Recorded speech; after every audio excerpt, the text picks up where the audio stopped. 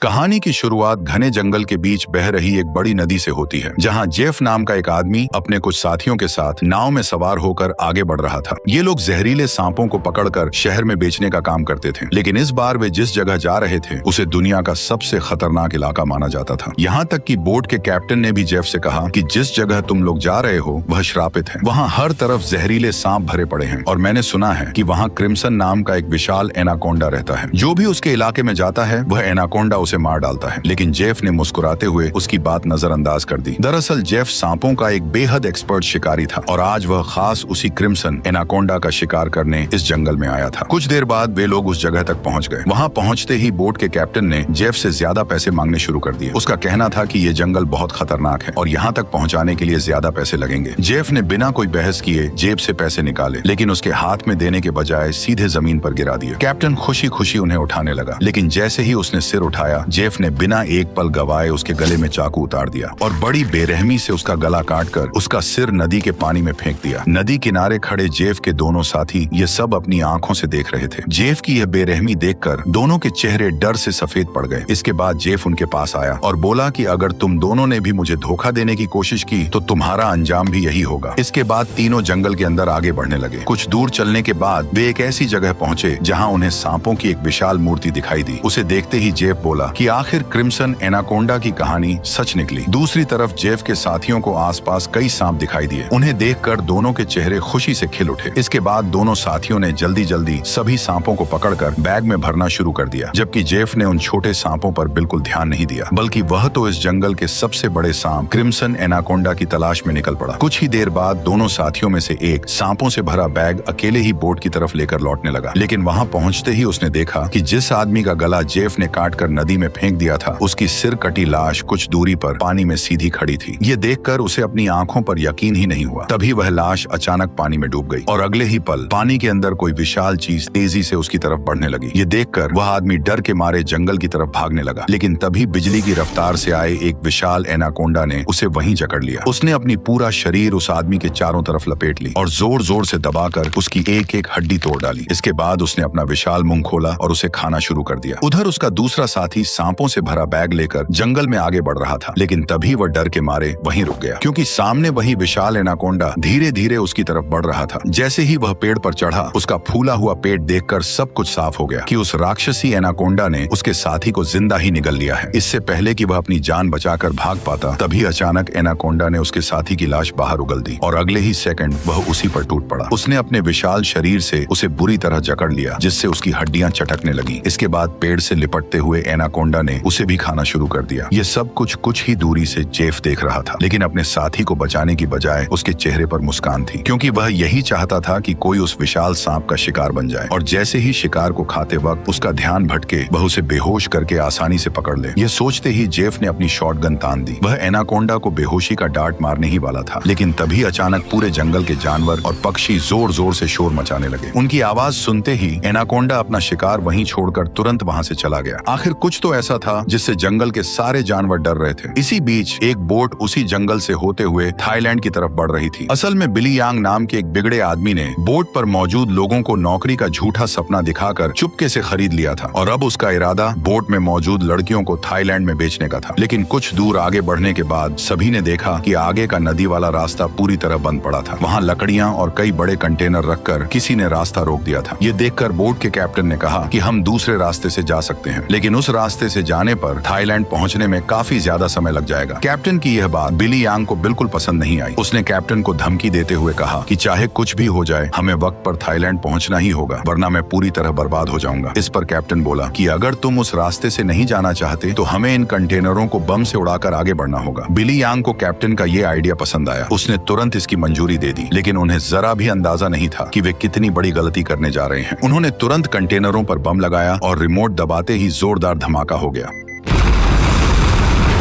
रास्ता तो खुल गया, लेकिन उसी पल कंटेनरों में कैद सैकड़ों जहरीले सांप सीधे उनकी बोट पर बरस पड़े। ये देखकर पूरी बोट में चीख पुकार मच गई। डर के मारे हर कोई अपनी जान बचाने के लिए इधर उधर भागने लगा। कुछ ही पलों में पूरी बोट सांपों से भर गई और वे जहाज पर मौजूद लोगों को एक एक करके डसने लगे। उधर बिली यांग डर के मारे सीधे बोट के बाथरूम में छिप गया, लेकिन तभी अचानक बाथरूम की छत टूटकर नीचे गिर गई और ढेर सारे सांप सीधे बिली यांग के ऊपर आ गिरे। उनसे बचने के लिए वह बिना कुछ सोचे नदी में कूद गया और तैरते हुए किसी तरह किनारे तक पहुंच गया। लेकिन उसकी मुसीबत अभी खत्म नहीं हुई थी, क्योंकि किनारे पर पहुंचते ही एक विशाल किंग कोबरा उसके सामने फन फैलाकर खड़ा हो गया। इससे पहले कि वह किंग कोबरा बिली यांग को काट पाता, तभी किसी ने उसके ऊपर पैर रखकर उसे वहीं कुचल डाला और बिली यांग की जान बचा ली। वो आदमी कोई और नहीं बल्कि जेफ था। अब चूंकि जेफ ने बिली यांग की जान बचाई थी, इसलिए बिली उसे अपने बोट पर साथ ले आया। यहाँ जेफ ने सबसे झूठ बोलते हुए कहा कि वह एक वाइल्ड एक्सप्लोरर है और एक हादसे की वजह से इस जंगल में फंस गया है। तभी उनके एक आदमी के कान में अचानक तेज दर्द शुरू हो गया। दर्द इतना भयानक था कि वह तड़पते हुए जमीन पर गिर पड़ा। जब जेफ ने उसके कान को ध्यान से देखा तो वह तुरंत दर्द की असली वजह समझ गया। उसने फौरन अपनी उंगली पर हल्का सा कट लगाया और उस आदमी के कान के पास ले गया। अगले ही पल आदमी के कान के अंदर से एक पतला जहरीला सांप बाहर निकला और निकलते ही उसने जेफ की उंगली पर काट लिया। लेकिन हैरानी की बात यह थी कि सांप के काटने के बाद भी जेफ पर जहर का कोई असर नहीं हुआ। उसने आराम से उस पतले सांप को पकड़कर नदी में फेंक दिया। ये सब देखकर लेनी बुरी तरह हैरान रह गई। वह सोचने लगी, आखिर सांप के काटने के बाद भी जेफ पर जहर का कोई असर क्यों नहीं हुआ। उसे लगा ऐसा सिर्फ उसी इंसान के साथ होता है जो कई बार खुद को सांपों से कटवा चुका हो। यहीं से उसे जेफ पर शक होने लगा। ये पूरी बात लेनी ने बिली यांग को भी बता दी, लेकिन बिली यांग ने लेनी की बातों को सीरियसली नहीं लिया। उसने कहा, हमें जेफ का शुक्रिया अदा करना चाहिए, क्योंकि उसी ने मेरी और हमारे एक साथी की जान बचाई है। जब वे दोनों बात कर ही रहे थे, तभी जेफ कैप्टन के पास पहुंच गया। उसने उसे मोटी रकम थमाई और एक नक्शा निकाल कर बोला कि मुझे बस इस जगह तक पहुंचा दो। काम पूरा होते ही तुम्हें इतनी रकम मिलेगी जितनी तुमने कभी जिंदगी में भी नहीं देखी होगी। लेकिन उस जगह का नाम सुनते ही कैप्टन तुरंत ने अपनी बंदूक निकाल ली और सीधे जेफ पर तान दी। वह गुस्से में बोला कि अगर दोबारा वहां जाने की बात भी की तो मैं तुम्हें यहीं गोली मार दूंगा। असल में कैप्टन को अच्छे से पता था कि वहां एक बेहद खतरनाक एनाकोंडा रहता है। यह सुनते ही जेफ बिना कुछ बोले वहां से चला गया। कुछ देर बाद कैप्टन बेफिक्र होकर बोट पर मछली पकड़ने लगा। तभी अचानक उसकी फिशिंग रॉड जोर से पानी की तरफ खींच गई। वह उसे संभालने के लिए जैसे ही आगे झुका, अगले ही पल कोई उसे पानी के अंदर खींच ले गया। असल में कैप्टन पर हमला करने वाला कोई और नहीं बल्कि जेफ था। कैप्टन को मारने के बाद जेफ ने उसकी लाश को विशाल एनाकोंडा के लिए चारा बना दिया, ताकि वह खुद ही उसके जाल में फंस जाए। इधर काफी समय बीत गया, लेकिन कैप्टन वापस नहीं आया। ये देखकर सभी लोग उसे खोजने निकल पड़े। उन्होंने पूरी बोट छान मारी, फिर भी उसका कोई सुराग नहीं मिला। यहीं से लेनी का शक और गहरा हो गया। उसने सीधे जेफ से पूछा कि कैप्टन कहाँ है, लेकिन जेफ ने कहा कि उसे कैप्टन के बारे में कुछ भी नहीं पता। लेनी अभी जेफ से सवाल करने ही वाली थी कि अचानक पूरे जंगल में अजीब सी आवाजें गूंजने लगी। उसी वक्त नदी के पानी में किसी विशाल जीव की हलचल दिखाई दी। वो कोई और नहीं बल्कि विशाल एनाकोंडा था, जो जेफ के जाल की तरफ बढ़ रहा था। अगले ही पल फिशिंग रॉड इतनी तेजी से घूमी कि किसी को संभलने का मौका तक नहीं मिला। एनाकोंडा ने रस्सी को पूरी ताकत से खींचना शुरू कर दिया, जिससे जेफ सीधे नदी में जा गिरा। इसके बाद एनाकोंडा उसे पानी में बुरी तरह पटकने लगा, लेकिन जेफ इतनी आसानी से हार मानने वाला नहीं था। वह किसी तरह तैरकर वहीं मौजूद एक छोटी बोट पर चढ़ गया। फिर उसने एनाकोंडा के जाल की रस्सी उसी बोट से बांध दी। इसके बाद वह एक नुकीले हथियार से एनाकोंडा पर हमला करने लगा, लेकिन उस वार का एनाकोंडा पर कोई खास असर नहीं हुआ। अगले ही पल एनाकोंडा ने जेफ को फिर से अपनी गिरफ्त में ले लिया और जेफ के साथ पूरी बोट को लपेटते हुए पानी के अंदर खींच ले गया। दूर खड़े बाकी लोग यह सब अपनी आंखों से देख रहे थे। उन्हें लगा कि इस बार जेफ बच नहीं पाएगा, लेकिन अगले ही पल जेफ तैरता हुआ पीछे से वापस बोट पर चढ़ आया। उसे जिंदा देखकर सभी लोग हैरान रह गए। इसके बाद जेफ फिर से पानी में एनाकोंडा को ढूंढने लगा, लेकिन उसे जरा भी अंदाजा नहीं था कि एनाकोंडा अब पानी में नहीं बल्कि उसके ठीक पीछे बोट की छत पर मौजूद था। अगले ही पल एनाकोंडा ने सबके सामने अपने मुंह से बोट के कैप्टन की लाश उगल दी। ये खौफनाक मंजर देखकर बोट पर मौजूद सभी लोगों के होश उड़ गए। हर कोई अपनी जान बचाने के लिए इधर उधर भागने लगा। उधर एनाकोंडा कमरे में फंसे 2 लोगों को मारने ही वाला था कि तभी पीछे से जेफ ने उस पर हमला कर दिया। इस वार से एनाकोंडा और भी ज्यादा भड़क गया। वो जेफ पर हमला करता उससे पहले ही जेफ उसकी नजरों से ओझल हो गया, मगर एनाकोंडा भी उसका पीछा छोड़ने वाला नहीं था। वो उसे ढूंढते ढूंढते बोट के अंदर घुस गया, जहाँ बाकी सभी लोग डर के मारे अलग अलग जगहों पर छिपे हुए थे। खुशनसीबी से एनाकोंडा की नजर बिली और डायना पर नहीं पड़ी। वह उनके ठीक ऊपर से रेंगता हुआ खिड़की के रास्ते आगे निकल गया। इसी बीच एनाकोंडा बाथरूम की तरफ पहुंचा, जहां उसकी नजर एक बच्चे और जियाऊ पर पड़ गई। उन्हें देखते ही उसने तुरंत उन दोनों पर हमला कर दिया, लेकिन दोनों किसी तरह खुद को बचाकर वहां से निकल गए। तभी लेनी भी उनके पास पहुंच गई। जैसे ही एनाकोंडा ने लेनी पर हमला किया, जियाऊ ने फौरन अपनी समझदारी दिखाई। उसने एनाकोंडा के सिर के सामने एक बड़ा मटका कर दिया। अगले ही पल एनाकोंडा का पूरा सिर उस मटके धक्के के अंदर फंस गया। अपने सिर को बाहर निकालने के लिए वह बुरी तरह तड़पने लगा। इसी अफरा तफरी में पास रखा केरोसिन ऑयल का गैलन नीचे गिर गया। अब एनाकोंडा पूरी तरह बेकाबू हो चुका था। वह खुद को इधर उधर पटकने लगा और आखिर में उसने जोरदार टक्कर मारकर मटका तोड़ दिया। उसका सिर आखिरकार बाहर निकल आया, लेकिन उसी वक्त पीछे से जेफ ने उसके गले में रस्सी का फंदा डाल दिया। अब ऐसा लग रहा था मानो इस बार एनाकोंडा उसके कब्जे में आ जाएगा, लेकिन तभी नीचे फैले केरोसिन ऑयल ने आग पकड़ ली। कुछ ही सेकंड में लपटें बोट पर रखे बमों तक पहुंच गईं और अगले ही पल